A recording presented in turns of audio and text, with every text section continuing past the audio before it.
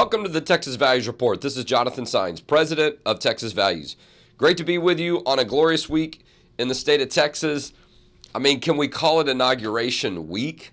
I was there on the ground on Inauguration Day in Washington, D.C., just, I don't know, a stone's throw away from where President Trump was being sworn in, right outside the U.S. Capitol. I got to see President Trump and Vice President J.D. Vance at the Liberty Ball. Got to take my kids, my mother. It was an absolutely extraordinary trip. My mother said it was a trip of a lifetime. It's the first time, she's the first and only time she's been to D.C., maybe the only time she goes. So I was really motivated to make the most of it.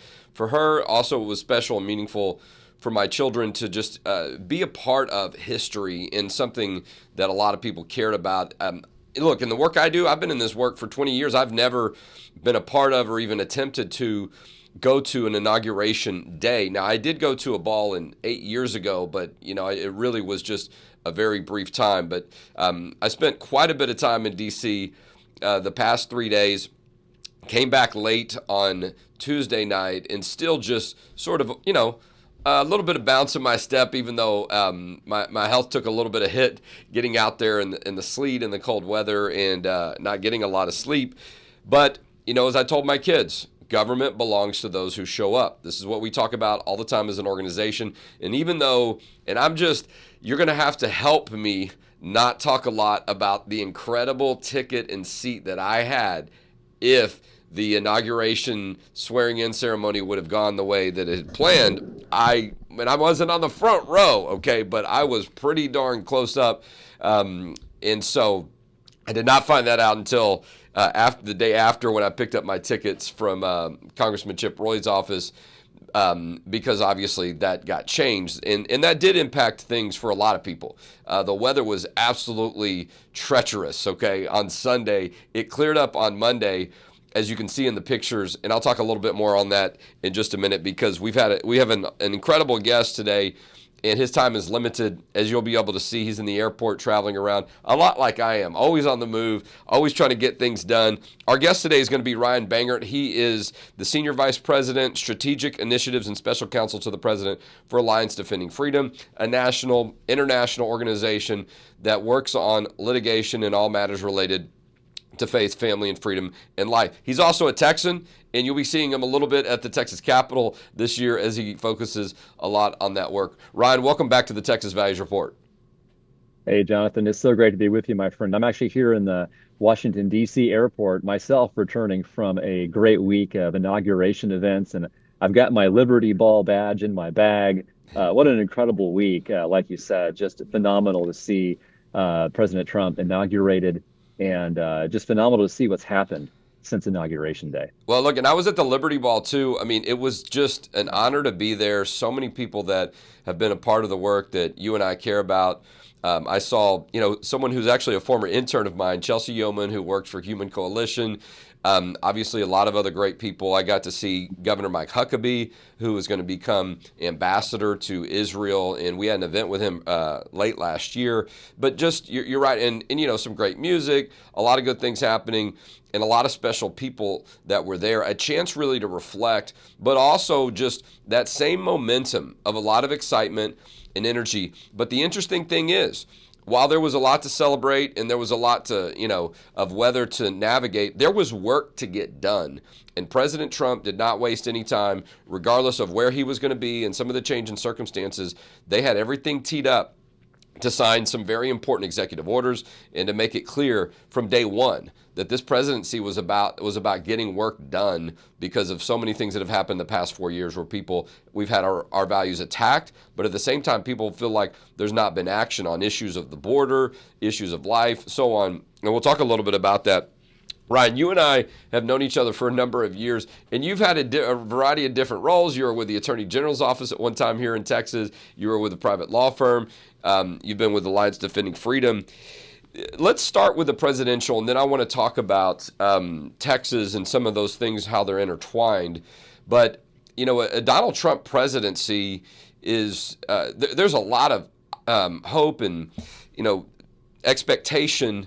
But, just from him winning the election itself I think the odds were against him. And, I think it says something about what the American people are looking for.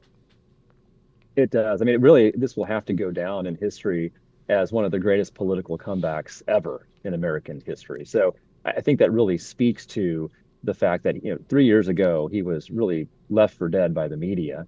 Now you can say what you want about the media, but he seemed to be in precarious straits. But man, oh man, has he really mounted a comeback? And I think that's on the strength of the American people's vision and view that what's happening in the country, what happened in the country under the Biden administration was simply unacceptable. It was a detachment from reality. And we can talk about some of those issues, but time after time after time, the Biden administration was issuing policies, uh, following policy agendas that were completely detached from common sense and at odds with what the American people wanted. And I think they saw that. And I think that powered this incredible comeback that we saw. Yeah, there's no doubt. And speaking of executive orders, President Trump, there was chatter about him on the life issue, probably more than chatter, because during his presidency, he appointed justices to the U.S. Supreme Court that led to the overturning of Roe versus Wade, one of the most important decisions, the Dobbs v. Jackson decisions ever in our lifetime. Now, ending that Roe versus Wade decision, allowing states like Texas and others to decide on their own, and that there's no constitutional right to an abortion, and we protect life from the beginning, from conception till natural death here in Texas now. And, that's 50,000 babies that have been saved every year that were losing their lives to abortions just in the state of Texas. But there's also an issue with some pro-lifers in the pro-life community and some pro-life activists that were unjustly prosecuted or are facing prosecution. And I know y'all been a part of asking for a pardon or some type of effort from the Trump administration on these issues. And I'm hearing there might be a break in this soon. Yeah, we're very excited. The March for Life is tomorrow Yeah. here in Washington, D.C. As you mentioned, we testified before Congress just last month on what's called the Federal FACE Act. It's a statute that allows for prosecution of, in this case, peaceful pro-life advocates who were simply peacefully protesting abortion, the killing of the unborn, and yet they were being prosecuted criminally by the federal government. There's talk that there's been a lot of talk that these people should be pardoned, and we're very hopeful that that will happen. We called for last month the repeal of the FACE Act, and I know Congressman Chip Roy, who you just mentioned, Yep. has been a very strong advocate for that. We very much appreciate his work on that issue. But I know Aaron Hawley, who works with us, made a very strong call for that action in Congress just last month. So we're hopeful that there's going to be some movement there, and that there's going to be justice for these people who were wrongfully prosecuted under the Biden administration for simply speaking truth and living truth in defense of the unborn. Well, there's no doubt. And I was actually in Congressman Roy's office when I was there the day after inauguration for some extended activities, got to meet with Senator Cruz and share some important information with him and his chief of staff, Aaron Reitz, who's now going to be working as at the Office of Legal Policy in the Department of Justice. These people are in positions to get things done. And I'm not saying that like attacking them. I'm saying it's great that we have leaders like them in these positions, because that's what it's going to take to overturn some of the damage that the Biden administration did and really to set things the way they should be. The FACE Act, I never was a supporter or a fan of that, but we always felt like it could be used against us in a hostile way. And the Biden administration weaponized that issue as well. A lot of that was a reaction to the Dobbs v. Jackson case, overturning the constitutional right to abortion. I'm going to share on my personal Facebook feed this video. I invite people to do the same because this is an important conversation we're having. But look, it won't be a surprise if the Trump administration gets involved in these issues and sets things right. I mean, some of the people that he's appointed already are people that we know are strong on the pro-life issues, certainly on issues related to sexuality. But Marco Rubio just confirmed as Secretary of State. We know from the great state of Florida, he's been a strong pro-lifer. We know some of the other people I mentioned. Governor Mike Huckabee, that's coming up. One of the people from our home state, Brooke Rollins, who's been appointed as Secretary of Agriculture. And, the list goes on, right, of people that are going to be in leadership positions. But let me pivot to the state a little bit, because I know a good bit of your work focuses on what's happening at the state level in Texas. And our state legislative sessions started last week. It's so funny. I had a meeting yesterday, and I'm like, it had felt like, everything happened in 3 or 4 days for me. And then I realized it was like 2 weeks ago. And this is the work we do sometimes. You got to roll with it in some special opportunities. But our legislative session started last week with its own, pomp and circumstance and ceremonies, but with a little bit of drama as well. And before we get into that, I just want to, the Trump administration, I think, is going, and President Donald Trump himself is going to be a huge factor in the state of Texas and our legislative session in following through on some things that voters wanted as well. Yeah, well, that's right. And I think you're really seeing a convergence between some of the issues that Texas has been leading on for years and that Texas Values has been leading on for years. ADF as well. We've really been pushing this rock uphill on the gender identity issue. Texas has passed some great laws on the books right now that protect women in sports, that take care of women who are facing unfair competition. But we just saw on day one of the Trump administration, he issued an executive order that directed agencies to define sex biologically. In other words, a man's a man, a woman's a woman. We're not going to use gender identity as the deciding factor anymore in federal sex discrimination statutes. It's a 180-degree turn from the Biden administration's policy. That is a huge win and an absolute victory. Well, and real quick, yeah. Biden waved the white flag on his way out of the White House on this issue. He'd been trying for 2 years to get a lot of these things changed even more significantly than he did in some of the things that you're talking about. But they saw the end was coming. A lot of that was a result of the election results and Trump and Senator Cruz running on those issues and just hammering them and how extreme they had become. But you're right, it helps. And we were already seeing some cracks in this, right? The Chevron deference issue went down at the U.S. Supreme Court, which allowed previously for there to be a lot of weight for a federal administration's interpretation of these things, which is really what Biden was relying on a lot, because none of these things got changed at the congressional level with an actual vote. But it does. It now puts us in a stronger position, not only because Trump is president, but a lot of those things have been knocked down. We've seen some great court decisions. Speaking of, Ken Paxton, our Attorney General, has filed a lawsuit suing the NCAA for based on a state law, which I do have some strong familiarity with from law school and thereafter, the Deceptive Trade Practices Act. And I'm like, this is dead on, right? This is exactly what's going on, but a very important case for what's going on these issues, but also in Texas and for what, to give us a stronger position during our legislative session. Well, I think the case just points up the numerous ways in which obliterating the definition of sex and inserting gender identity causes injury to the body politic. Obviously, it injures women athletes, female athletes who are competing. It robs them of competitive opportunities. It robs them of scholarships. It endangers their safety. But it also creates problems for those who want to enjoy women's sports. And that's exactly what Attorney General Paxton's lawsuit points out. When you buy a ticket to a women's basketball game, you expect to see women competing against women. You don't expect to see women being dominated by a 6'10" male athlete who thinks he's a woman. And so that's exactly what the lawsuit points out. It says, well, if you're going to advertise NCAA, you're going to advertise these competitive events, it's women's competitions, then don't pull a bait and switch on the consumers, the people buying tickets to the games or tuning in via television, and put a 6'10" man out there on the volleyball court or on the basketball court. I mean, it's just sort of common sense, like you said. Well, and look, they've asked for it. I mean, the NCAA has been warned and threatened with lawsuits for, 2 years, if not longer, on this issue. Riley Gaines has been beating the drum on this. I was there when she handed legal documents to the chairman of the NCAA in San Antonio, almost 2 years ago. And so, they had plenty of time to act, and time's up. And now with President Trump in the White House, this just makes the legal field stronger. Before we lose you, because I know you got to go in just a minute, state legislative session started with some drama. Some people were upset about Dustin Burrows becoming Speaker of the House because it tips the hand towards Democrats and a whole lot of other things. I know ADF's not particularly involved in, but we've taken a position on, excuse me, I think it's fair to say, though, that we should be primed for a strong legislative session, but a lot of, some of that's going to hinge on hoping that Speaker Burrows and a lot of the people around him that are Republicans themselves will stand with us on the important issues. And I know you guys are going to be working on some of those things. 100%, Jonathan. I mean, I think the proof's going to be in the pudding.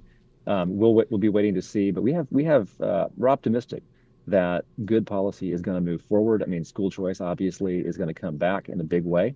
We're going to be pushing a debanking bill that prohibits large international and national banks from removing bank accounts from individuals based on their religious faith or their political views.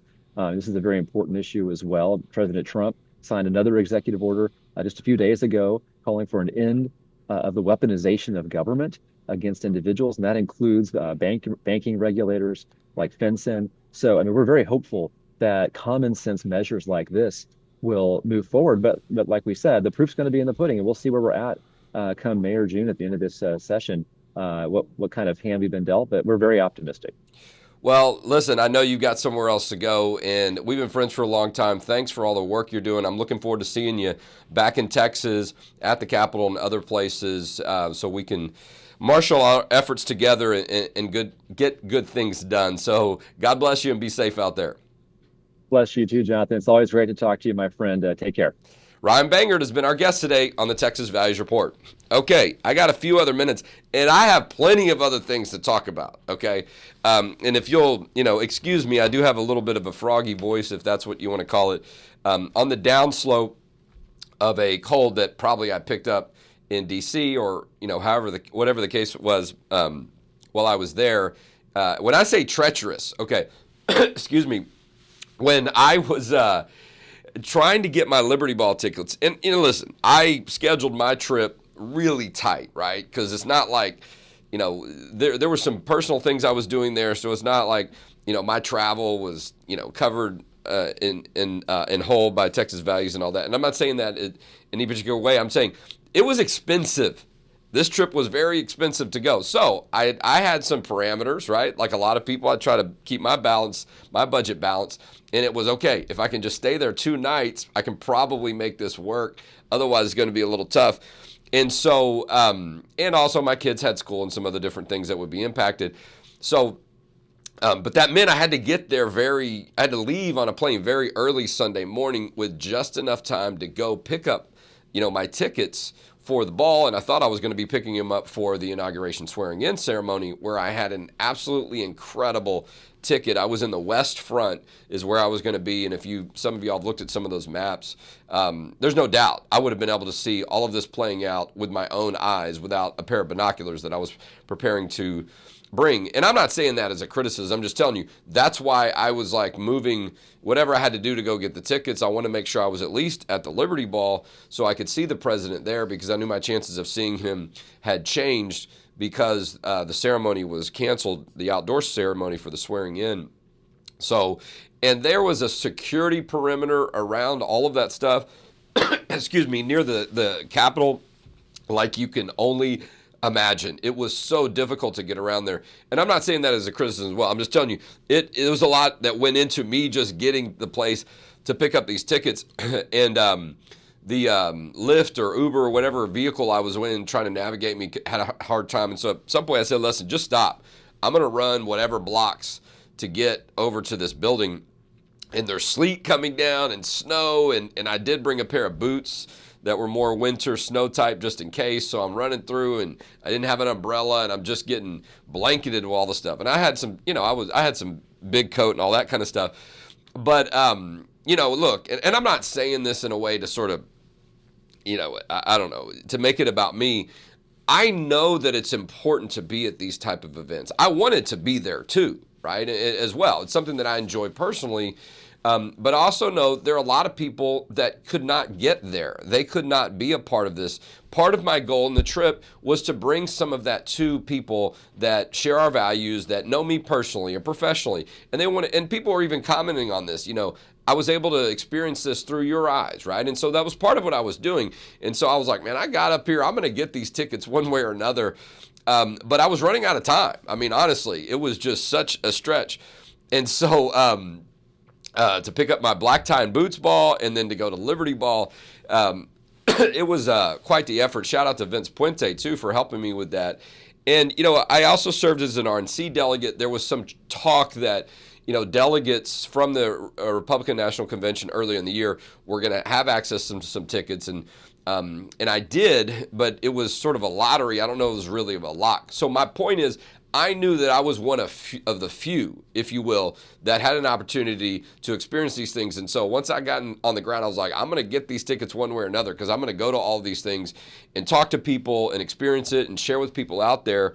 And, it was something that was very exciting to me. So I was, and I was on high anxiety, but once I finally got my tickets to the Liberty Ball and also to the Black Tie and Boots Ball, I was like, okay, all right, I got what I need, because some of those other events that y'all heard about, had been canceled. And so it wasn't a certainty that I was going to be able to get to some of those events. The Capital One Arena, it was very difficult to get over there, number one. And there was no guarantee that people were going to get in. I was getting all kinds of different communication. It was really, and this is a criticism as well, but it's just, there was really no way to know any of that was going to work out. So I did not go inside the Capital One Center. I thought it was a little bit more of a gamble, but some people did, and they got in. Plus, I had my children and my mother with me who weren't exactly, they're not used to standing out, in 12 hours waiting to get into events. I would have done it by myself. But, I picked up a little, cold or whatever in the process, but so be it. I know some days matter more than others. I tell the team that here a lot, some days matter more than others, and they do. And when you're the person, when you're sort of that one person that's on the ground, the hope and expectation is you're going to follow through and get to those places and experience those things. And I did. And I got to talk to Governor Abbott at the Black Tie and Boots Ball about school choice, the things that we're going to do and what we're going to need. I think that President Trump has an important role to play in this legislative session.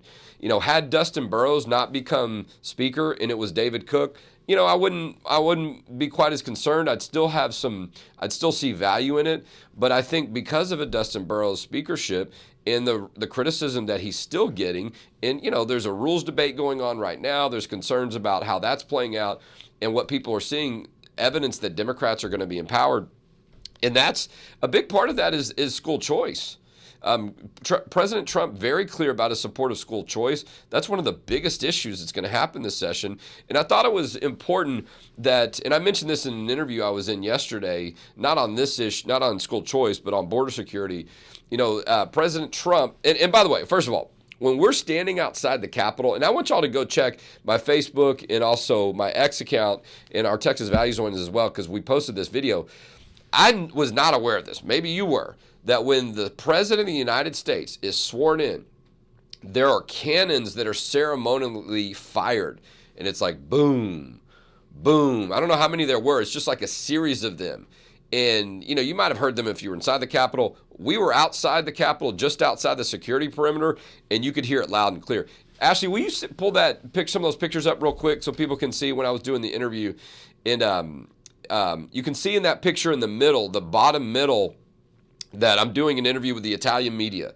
I did a meeting, Chinese media, the Italian media, and some other people there as well. Excuse me. But you can see where the Capitol is sort of to the far right there in the background. But it was actually fairly close. Sometimes pictures, can make it look a little bit further away. And I didn't know that was going to happen. In that moment, when everybody was out there, and we were watching on our phones the swearing-in ceremony, and so we knew it was official. And then to hear those booms, man, it was just something about that I'll never forget, and that's my point. You can't experience those things at home, and I know a lot of people had to do that. I'm not trying to act like I'm special. I'm just saying I want you to know I was there, and it was everything you would have thought it would be. It was absolutely extraordinary. It was exceptional. A lot of times when we talk about America, we talk about it being exceptional. We know that, people that explored our country in these areas when America was first founding described it that way, right? Alexander de Tocqueville talks about it that way. And so it was, it was special. And I don't get to do a lot of things with my kids in these events because that's just not really the way it works. I'm here trying to get things done. But there are moments when if I have an opportunity to do that, because I'm a family guy, right? We support family values. That's what we're about. Well, I'm going to live them out as well, right? And so to me, some of this was sort of a culmination of the work that I've been doing for, 20, 25 years. But the other thing was my kids wanted to be there. They were not, I wasn't dragging them along and trying to force them to, and they understood it, right? Their friends were talking about it at school. They're probably the only people from their school that, was there and all this kind of stuff. And so you should have seen the joy and the smiles on their faces. They were just like, and there was snow out there and all this kind of stuff. but their excitement was real. They appreciated it, right? And there was even a moment, I think it's at the end of one of those videos, where some agitator got him, tried to, photo bomb or whatever, video bomb my video and say something rude. And I responded with, sort of negative and say, hey, scoreboard, right? Listen, and but they got to see what that's like sometimes when you're in those settings and people try to disrupt your events, or they're just trying to be ugly. And my daughter was like, hey, you're using cuss words. And the guy kind of apologized. And I told my kids, I said, hey, listen, we're not going to engage with him. Let him be. We're doing our thing. But they got for a little bit to experience what it's like in our work, right? But also to experience the fruits of a lot of things that people care about and a lot of work that people have done, and a hope and optimism about where we're going as a country. Okay, I'm running out of time because I probably have to do a separate video to tell you all about my reflections on the trip. But, if they had to pull me out there a stretcher, I was going to see the president and vice president one way or another, and I did. And I'm so grateful for that. Texas Rally for Life this Saturday. The March for Life is tomorrow nationally in D.C. The Texas one is on Saturday. We will be there from 1 to 3. We're having a reception immediately after the event at our office, 1005 Congress. It's literally across the street from the state capitol. Our suite number is 830, but I think we're going to have the conference rooms reserved on the basement level, the lower level when you come in. We'll have people guiding people over there. But come by and have some food and drinks and celebrate with us. The fact that Roe is no more, right? The Rally for Life is really a celebration of life and not as much, but a lot of states are struggling with these issues still. We're going to be giving you more updates about the legislative session. Our legislative guide is coming out very soon. Faith and Family Day is probably going to be on March 14th, but it could end up being on March 18th. So just watch for an update on that. Listen, January can be a very tough month for us to raise money. So if you see value in the nonprofit work that we're doing, please consider a tax-deductible donation to the work we do. Listen, some of the media that I've been doing over the past 4 or 5 days, our message has gotten out there across the world of faith, family, and freedom. Even though our focus is on Texas, a lot of times you're getting a little bit more than that when you donate to us. So go to our website, txvalues.org, make that donation today for faith, family, and freedom in Texas. And we'll talk to you next week on the Texas Values Report.